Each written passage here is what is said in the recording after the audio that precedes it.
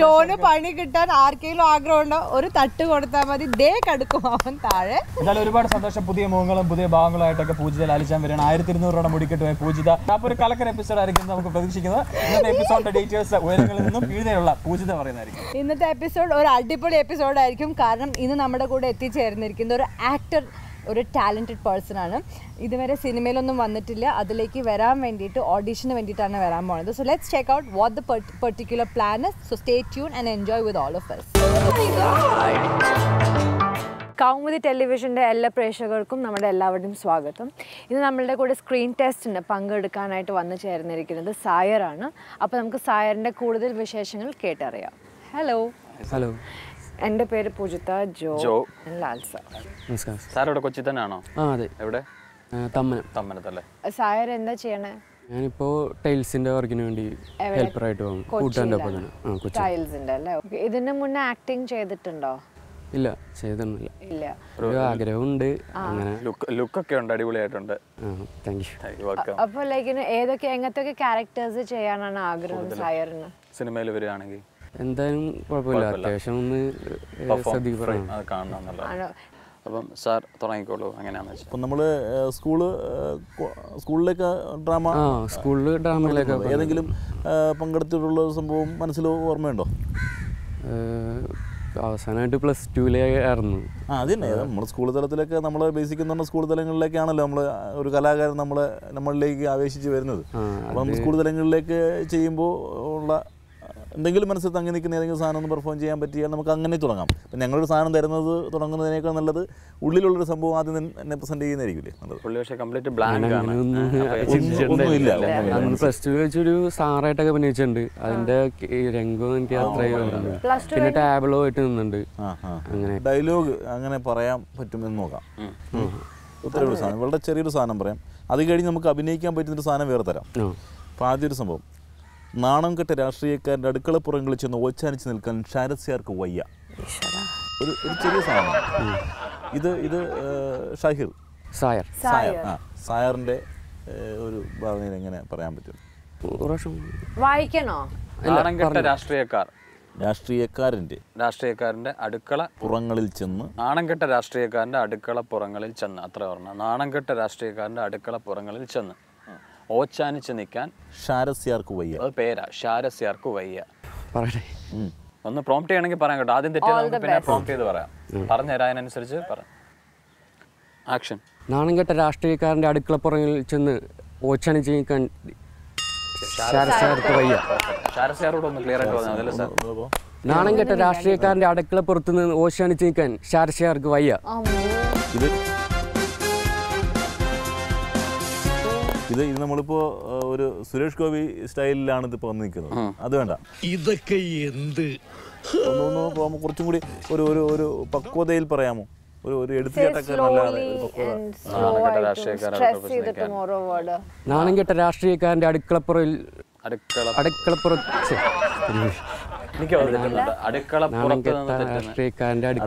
പറഞ്ഞു അടുക്കളയുടെ പുറത്താവില്ലേ? നാണംകെട്ട രാഷ്ട്രീയക്കാരൻ്റെ അടുക്കളപ്പുറങ്ങളിൽ ഓച്ചാനിച്ച് നിൽക്കാൻ ഷാരസ്യാർക്ക് വയ്യ. നാണംകെട്ട രാഷ്ട്രീയക്കാരൻ്റെ അടുക്കളപ്പുറങ്ങളിൽ ഓച്ചാനിച്ച് നിൽക്കാൻ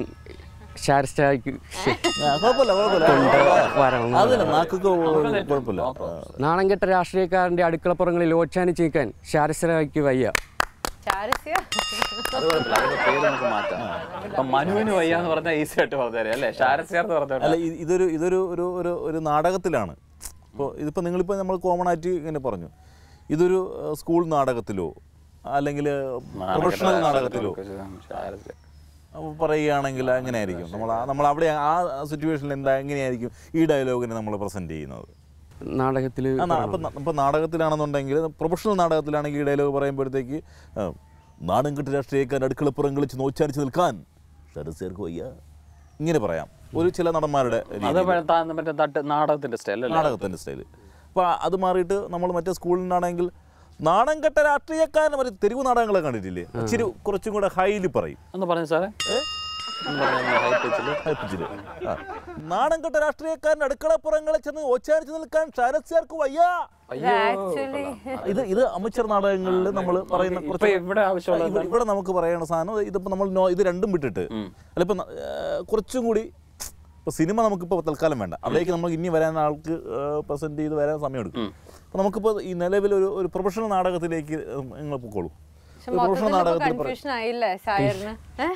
എല്ലാവരും വേറെ വേറെ പറഞ്ഞിട്ട് മൊത്തം കൺഫ്യൂഷനായി.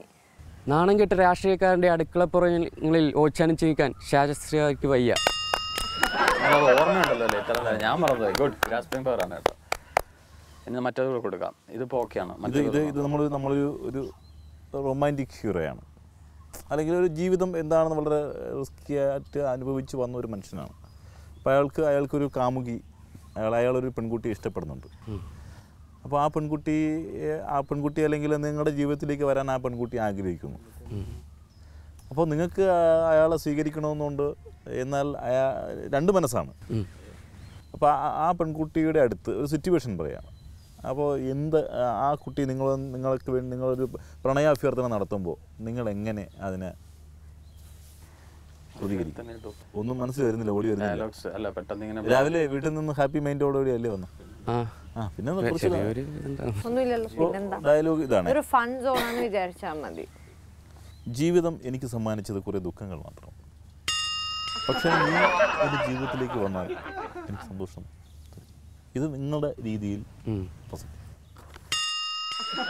സന്തോഷം ലഭിക്കുന്നു. അങ്ങനെ എന്തുവാണോ പറയണം. റെഡിയായോ? ഒന്നുകൂടി കേൾക്കണോ? ജീവിതം എനിക്ക് സമ്മാനിച്ചത് കുറേ ദുഃഖങ്ങൾ മാത്രമാണ്, നീ എൻ്റെ ജീവിതത്തിലേക്ക് വന്നാൽ എനിക്ക് സന്തോഷം പ്രതീക്ഷിക്കാം. ജീവിതം എനിക്ക് ഇതുവരെ സമ്മാനിച്ചത് കുറേ ദുഃഖങ്ങൾ മാത്രമാണ്, പക്ഷേ നീ എൻ്റെ ജീവിതത്തിൽ കടന്നു വന്നാൽ എൻ്റെ ജീവിതം സന്തോഷപൂർണ്ണമാണെന്ന് ഞാൻ വിശ്വസിക്കുന്നു.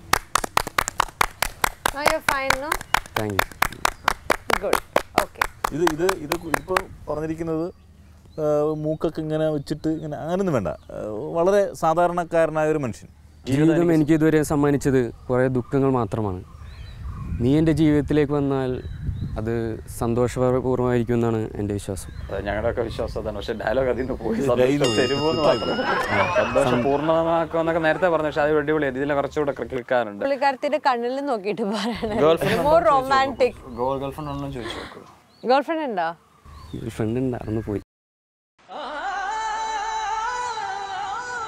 അപ്പോൾ നമ്മൾ നേരത്തെ പറഞ്ഞ ഡയലോഗ് ബൈഹാർട്ടാണ്. അപ്പോൾ അതിനകത്ത് നിന്ന് പെർഫോമൻസ് മുഖത്ത് അങ്ങനെ അധികം ഒന്നും വാരി വിതറാൻ കഴിഞ്ഞില്ല. അപ്പോൾ നമുക്ക് കുറച്ചുകൂടെ നല്ല എക്സ്പ്രഷനുള്ള പിന്നെ ഒരു സാറിനെ നമുക്ക് വാർത്തെടുക്കുകയാണ് നമ്മൾ ഉദ്ദേശം. മേലേപ്പുറം ലാൻഡ് എന്ന് പറയുന്ന അടിപൊളി മൂവിയാണ്, ക്ലാസിക് മൂവി. സീനാണ്. ഇപ്പോൾ വെള്ളത്തിൽ കിടക്കുന്നു, ശ്രീമാർ വെള്ളത്തിൽ കിടക്കുകയാണ്. അപ്പോൾ പുറത്ത് നിന്ന് അമ്മ വിളിക്കുന്ന ഒരു സംഭവമുണ്ട്, ഇവിടെ കയറി വട എന്ന് പറയുമ്പോഴത്തേക്ക് ഇല്ല ഞാൻ വരില്ല, എൻ്റെ ഗർഭം ഇങ്ങനെയല്ല എന്ന് പറയുന്നൊരു ഫിലിം കണ്ടിട്ടുണ്ടല്ലോ. അപ്പം അത് നിങ്ങൾക്കാണ് ആ കഥാപാത്രം കിട്ടിയിരുന്നെങ്കിൽ എങ്ങനെ ചെയ്യുമായിരുന്നു? നമുക്കത് കുറച്ച് ഫ്രീ ആയിട്ട് ചെയ്യാം. ഇല്ല,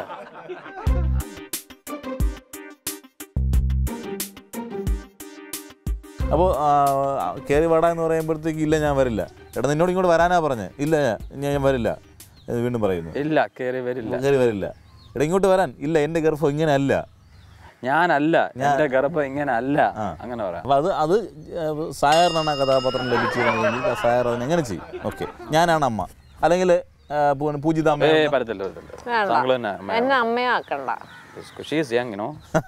അതുകൊണ്ടാണ്. ഓ ശരി ശരി ശരി, ഓക്കെ റെഡി ഡാ ഇങ്ങോട്ട് കയറി വാടാ. ഇല്ല ഞാൻ വരില്ല. കേറി വരാൻ പാടില്ല, ഡയലോഗ് പറയണം. അല്ല എന്താ കൺഫ്യൂഷൻ? മനസ്സിലായില്ല? അല്ല എന്താ കൺഫ്യൂഷൻ? എന്താ ചെയ്യാൻ പറ്റുന്നില്ലേ? പറ്റും, ഇയാൾക്ക് ചെയ്യാൻ പറ്റും.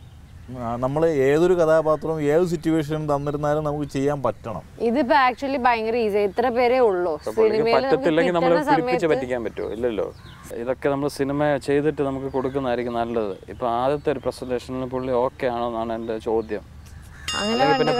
പറയാൻ പറ്റില്ലല്ലോ ജോ, അതെങ്ങനെ പറയാൻ പറ്റും ജോ? എന്താ അങ്ങനെ പറയാം? ആൾക്കൊരു കോൺഫിഡൻസ് ആദ്യം നമ്മൾ കൊടുക്കുക. അപ്പൊ നമ്മൾ ഓക്കെ, ഒന്ന് എണീച്ച് നിൽക്കുക സാഗർ.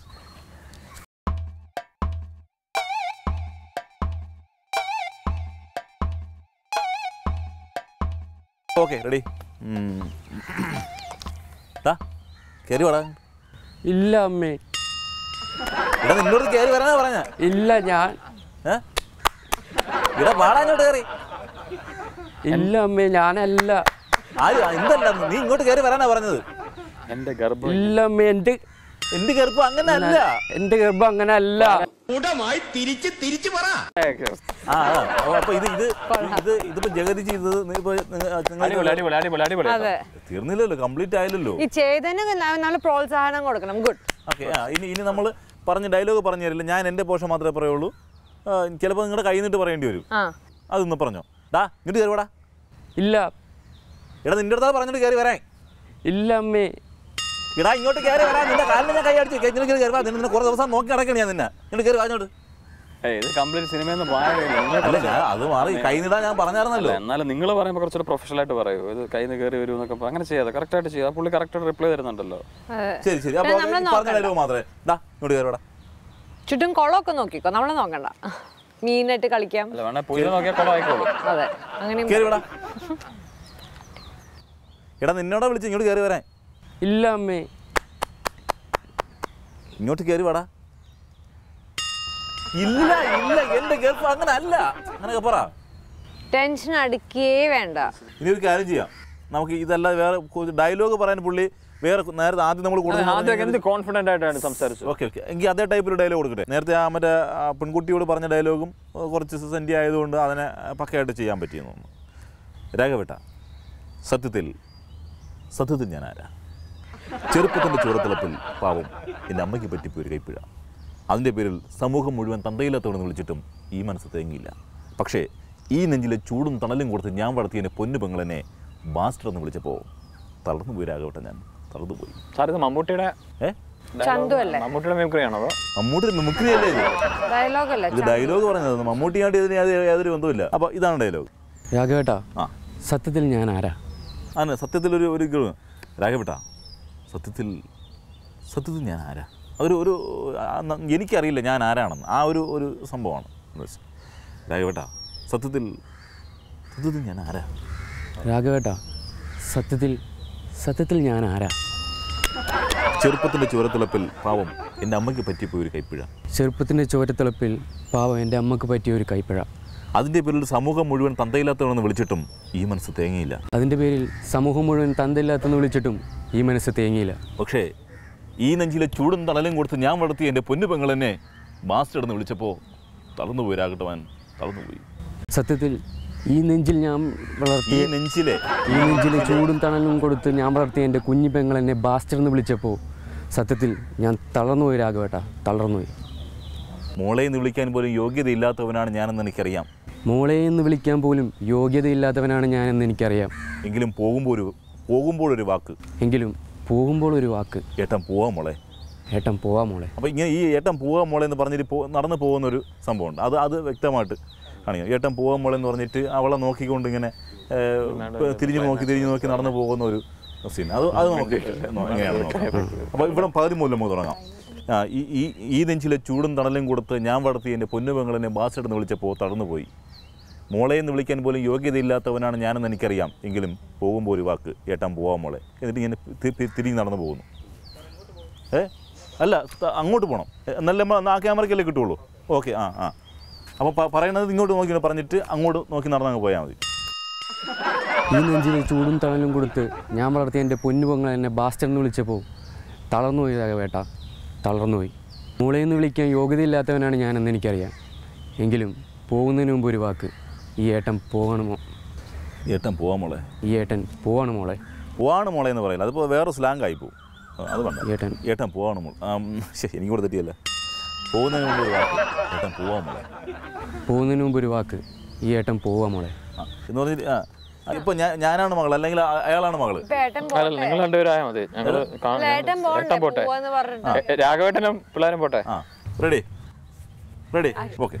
പക്ഷേ ഈ നെഞ്ചിലെ ചൂടും തണലും കൊടുത്ത് ഞാൻ വളർത്തിയ എൻ്റെ പെങ്ങളെന്നെ ബാസ്റ്റർ എന്ന് വിളിച്ചപ്പോൾ കുഞ്ഞു വിട്ടുപോയി. എൻ്റെ കുഞ്ഞു പെങ്ങളെന്നെ ബാസ്റ്റർ എന്ന് വിളിച്ചപ്പോൾ തകർന്നുപോയി രാഘവേട്ട, എൻ്റെ നെഞ്ച് തകർന്നുപോയി. മോളെ എന്ന് വിളിക്കാൻ യോഗ്യതയില്ലാത്തവനാണ് ഞാനെന്ന് എനിക്കറിയാം. എങ്കിലും പോകുന്നതിന് മുമ്പ് ഒരു വാക്ക്, ഈ ഏട്ടൻ പോവാണ് മോളെ. തിരിഞ്ഞോക്ക് അങ്ങനെ തിരിഞ്ഞു നോക്കാനല്ല.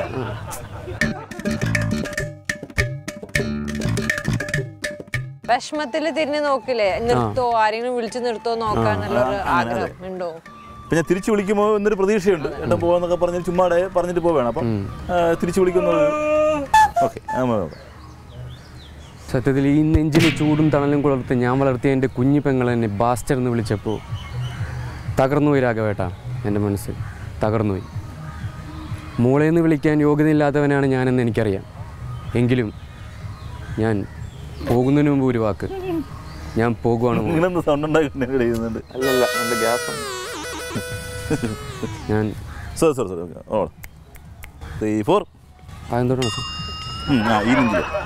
ഈ നെഞ്ചിലെ ചൂടും തണലും കൊടുത്തപ്പോൾ ഞാൻ വളർത്തിയ എൻ്റെ കുഞ്ഞു പെങ്ങളെന്നെ ബാസ്റ്റർ എന്ന് വിളിച്ചപ്പോൾ തകർന്നുപോയി രാഘവേട്ട. എൻ്റെ മനസ്സ് തകർന്നുപോയി. മോളേന്ന് വിളിക്കാൻ യോഗ്യതയില്ലാത്തവനാണ് ഞാനെന്ന് എനിക്കറിയാം. എങ്കിലും പോകുന്നതിന് മുമ്പ് ഒരു വാക്ക്, ഞാൻ പോവാണ് മോളെ.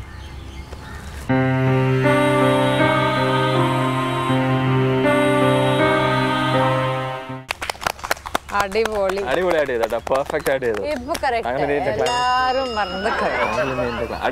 സൂപ്പർ. ഇതൊരു ട്രാൻസ്ജെൻഡർ പറയുന്ന രീതിയിൽ പറയാം. ഇപ്പോൾ ഈ ഒരു സാധനം ഇപ്പം നമ്മൾ അത് കഴിഞ്ഞു. ഓക്കെ, അതൊരു നല്ലൊരു സജഷനാണ്. ഇപ്പം നമ്മൾ ഈ ഇങ്ങനെ ഇങ്ങനെയൊക്കെ നടക്കുന്ന ആളുകളുണ്ടല്ലോ.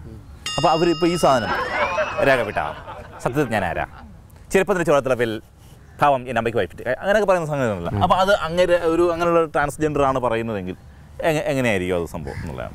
ട്രൈ.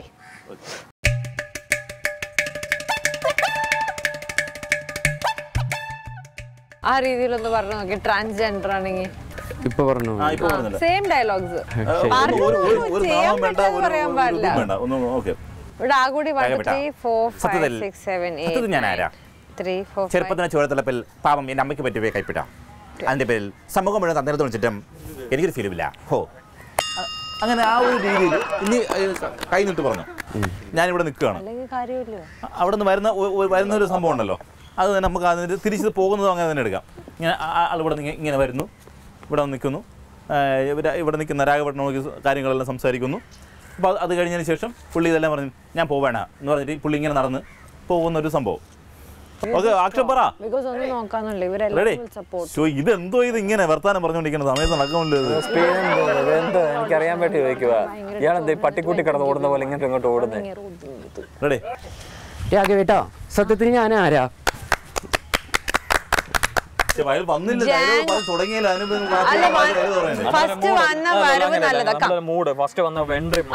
നമുക്ക് ഇഷ്ടപ്പെട്ടു. ചുമ്മാ ഒരാളെ ഇട്ട് ഇങ്ങനെ പൊട്ട് കളിപ്പിക്കല്ലേ. നിങ്ങൾ മനസ്സിലാക്കും, എങ്ങനെയെങ്കിലും ഒക്കെ ചെയ്ത് കളഞ്ഞിട്ട് പോയാൽ മതിയാ. അതിന് പക്കായിട്ട് കിട്ടണ്ടേ സാധനം.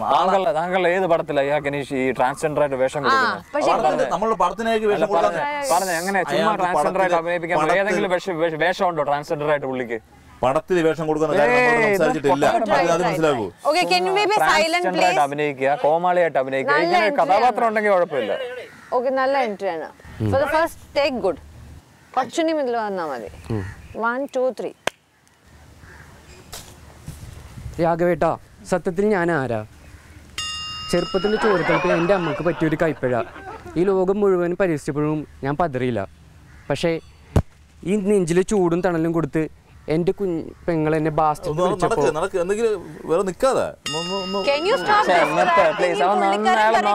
ഇവിടെ നിൽക്കുന്ന ആരെങ്കിലും പറയട്ടെ പുള്ളിക്കാരൻ ചെയ്യുന്ന ബോറാണോ? നിങ്ങൾ പിന്നെ നീ അറിഞ്ഞാ ഞാൻ പെട്ടു. നമുക്ക് മുമ്പിൽ സായറാണ് ഇരിക്കുന്നത്. സായറിന്റെ ഇഷ്ടപ്പെട്ട ഡയലോഗ് നമുക്ക് എല്ലാവർക്കും വേണ്ടി പ്രസന്റ് ചെയ്യാൻ പോവാണ് സായറിന്റെ രീതിയിൽ. So let's wait and watch how he is going to present. ഇതുവരെ എൻ്റെ ജീവിതത്തിൽ ദുഃഖങ്ങൾ മാത്രമേ ഉണ്ടായിട്ടുള്ളൂ. നീ എൻ്റെ ജീവിതത്തിലേക്ക് വരികയാണെങ്കിൽ ഞാൻ ആഗ്രഹിക്കുന്നു എൻ്റെ ജീവിതം സന്തോഷപൂർണ്ണമായിരിക്കുന്നു. So with this We're coming to an end. നമുക്ക് എല്ലാവർക്കും ഇഷ്ടപ്പെട്ടതുപോലെ നിങ്ങൾക്കും ഇഷ്ടപ്പെട്ട് കാണുമെന്ന് ഷുവർ ആണ്. ഹോട്ട്ലൈൻ എൻട്രിയിൽ കയറുകയാണെങ്കിൽ 66666 എന്ന നമ്പറിലേക്ക് നിങ്ങൾ മെസ്സേജ് അയക്കുക. SMS A Shahir B Rahul B Ramya ഈ 3 പേരാണ് ഇപ്പോൾ ഫൈനൽ കണ്ടസ്റ്റൻസ് വന്നിരിക്കുന്നത്.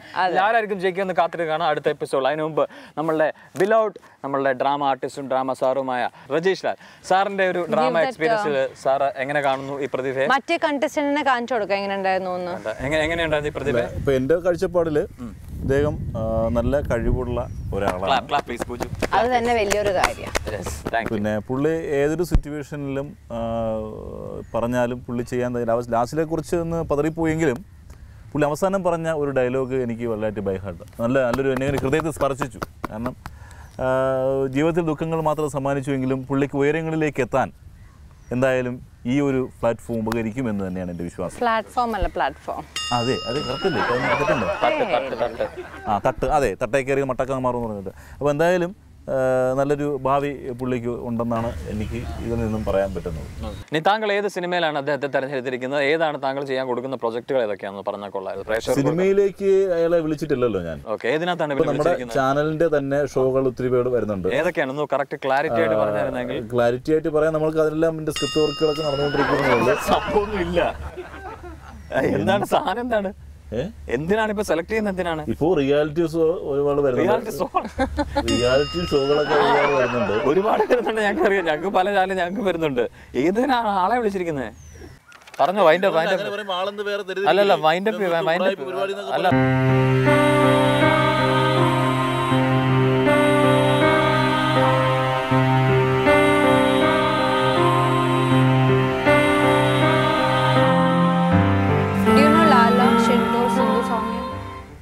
അറിയോ? ഇതിൽ ആരെ അറിയില്ല? സിന്ധു, സൗമ്യ, ഷിൻറ്റോ, ലാലു ആരെ അറിയില്ല? ഷിൻറ്റു. ഷിൻറ്റു, ലാലിയ അവരാരാ? വർക്ക് ചെയ്യുന്നു ഹോസ്പിറ്റലിൽ. ഷാലിയ സിന്ധു നിങ്ങളുടെ ഓഫീസിലെ സ്റ്റാഫുകൾ ഒരാൾക്ക് സർപ്രൈസ് ചെയ്യുന്ന പരിപാടിയാണ്. ഒരു പ്രശ്നമില്ല. ഇത് ഓമൈ ഗോഡ് എന്ന് പറഞ്ഞൊരു ഷോ ആണ്. അപ്പോൾ ഞങ്ങൾ അടിപൊളിയായിട്ട് നിങ്ങൾ ബിഹേവ് ചെയ്തു കേട്ടോ. സാധാരണ വന്നിട്ട് ആളുകളെ പറ്റിക്കുന്ന പരിപാടിയൊക്കെ ഉണ്ടല്ലോ, അതുപോലെ നിങ്ങൾ കൂളായിട്ട് ഞങ്ങൾക്ക് വേണ്ടാന്ന് പറഞ്ഞു പോയി. അതാണ് ഞങ്ങൾ നോക്കിയത് ബ്രോ.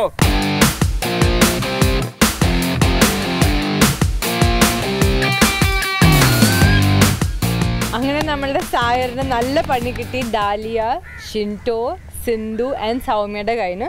ഇപ്പോൾ സായറിന് അറിയേണ്ടത് എപ്പോഴാ പണി ശരിക്കും ടി വിയിൽ കാണാൻ പറ്റുക, അത് നമ്മൾ തന്നെ പെട്ടെന്ന് അറിയിക്കും. എങ്ങനെ ഉണ്ടായിരുന്നു എക്സ്പീരിയൻസ്? അടിപൊളിയായിരുന്നു, സൂപ്പറായിട്ട് പെർഫോം ചെയ്തു.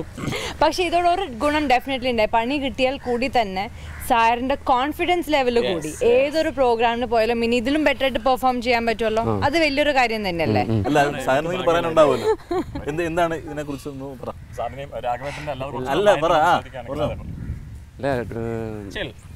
ഒരു ടെൻഷൻ മാറി. ഇനിയിപ്പോ ഏതൊരു പ്രോഗ്രാം ഇതേപോലെ ചെന്നൊരു ഷോയിൽ ചെല്ലുമ്പോഴത്തേക്ക് ഇങ്ങനെയൊക്കെ ഒരു സിറ്റുവേഷൻ ഉണ്ടായാൽ പോലും ഹാൻഡിൽ ചെയ്യാൻ പറ്റില്ലേ? അടിപൊളിയായിട്ടാണ്. ഇനി നമുക്ക് കാണാം. അപ്പോൾ പുതിയ മനോഹരമായ പൂജിതയുടെ കൂട്ടുകാരികളൊക്കെ പറ്റിക്കാനുള്ള അടുത്ത എപ്പിസോഡാണ് ഞങ്ങൾ പ്ലാൻ ചെയ്യുന്നത്. എനിക്ക് തുമ്മല് വരുന്നു. ബൈ.